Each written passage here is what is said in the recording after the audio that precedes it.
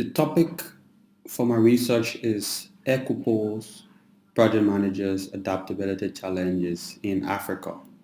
My name is Michael Kweh, MBA Project Management.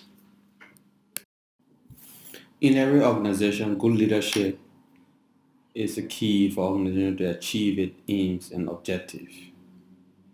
It also helps organization to meet its project requirement, which includes project scope, time, cost, teams, and stakeholders' understanding. It also enhances better structure, create an atmosphere of understanding in an organization. There are two main sets of rationale for this topic. Firstly, increasing competition and the demand for better project management quality is the business rationale. Lack of research on this topic, which refer to the academic rationale, is one of the main reasons that this topic has been selected. It will give understanding for success criteria in project management. It will also provide key knowledge for better project management practices in Africa. The most essential of this research is the research question. The question is, do Ecopro project managers deal with adaptability challenges in Africa? And if so, how well are these challenges being met?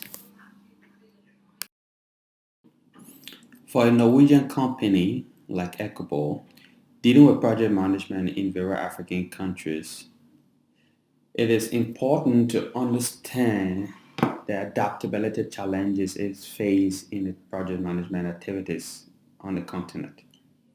First, we'd like to know, are there any? If there are, how well are these challenges being addressed by the company and its various project managers on the continent? The aims and objectives of this research is to assess the skill required by an efficient project manager in an international environment. It also looks to identify the relationship between leadership traits and project outcome. It also would explore stakeholders' view of project managers. The first theme on the literature review relates to the relationship between team efficacy, project culture, and project success. Team efficacy is useful to predict team ability to produce successful project despite obstacles.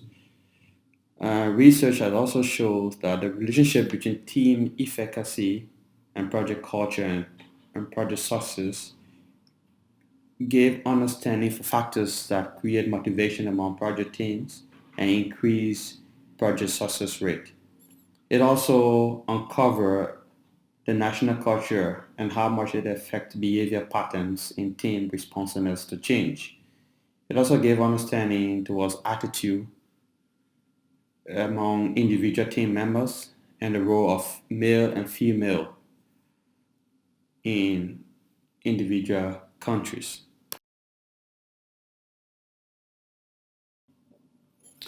The second theme is a review of leadership theory in temporary organization. Temporary organization refers to the coming together of individuals to carry out a predetermined task for a shared benefit. Typical of these are project organizations and task force. Leadership theory assesses temporary leadership based on individual projects. However, application of normative leadership theory may best guide project leaders in temporary projects. Nevertheless, recent studies show that the combination of transformational and emotional leadership highlight the complexity of social interaction within the project environment. The third theme is stakeholders' view of project leadership. Stakeholder views with regards to trust of project managers impact project outcome. Globalization is impacted by businesses and create more opportunities in this rapid changing world.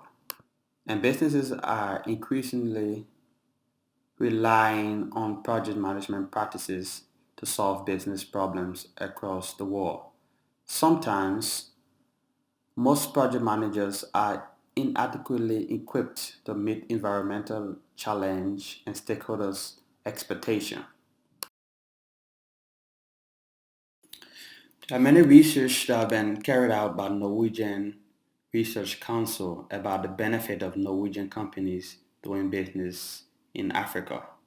Yet, there are no research which point to the adaptability challenge faced by Norwegian project managers in Africa. This research will give adequate idea and understanding about these challenges that project managers face in Africa.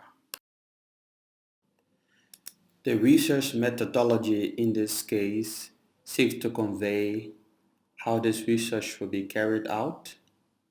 It would describe the procedures and the very approaches used to arrive at the desired conclusion and findings.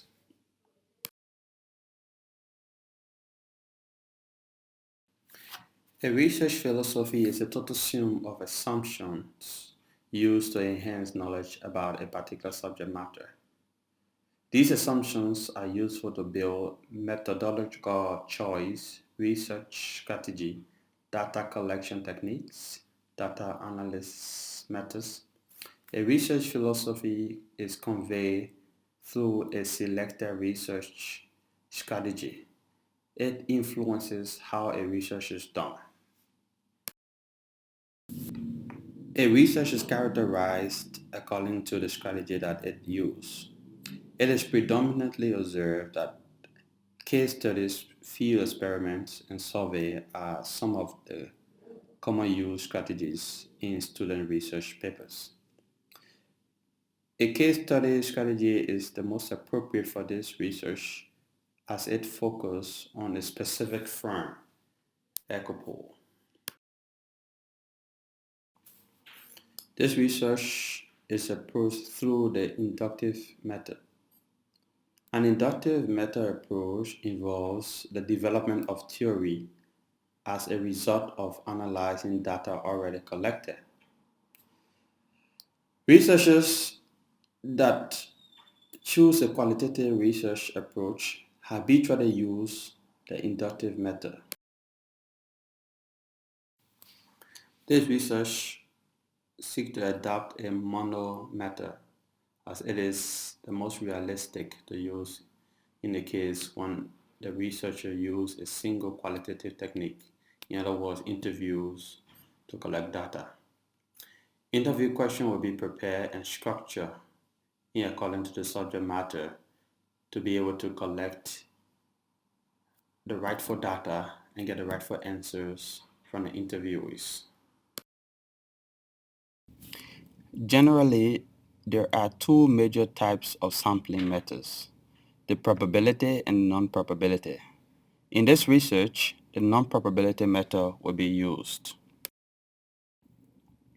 In collecting qualitative data, the main methods include individual interviews, focus groups, observations, and action research. This research will collect data through a face-to-face or a telephone interview format. The interpretative approach will be used to analyze data. Secondary and primary data will be collected through note and recording. In qualitative research, data analysts form an important part of the research process. It builds a coherent and comprehensive interpretation of data. An academic research of this nature requires a high ethical approach to prevent dishonesty. Ethics in research encompasses values relating to the level of impartiality, frankness, integrity, and dishonesty. In the absence of these, research findings may not be trustworthy. In this research, the interviewer and interviewees will sign under the DBS consent form to ensure an absolute commitment to professionalism and a sound ethical practice. This particular research has many limitations. Although a case study research seeks to create an in-depth understanding, time and other resources are limited, and the size of the non-probability sampling is small. Due to that, the research findings cannot be generalized, but rather contribute to an understanding of the topic. There are two main set of limitations, the external and the internal factors.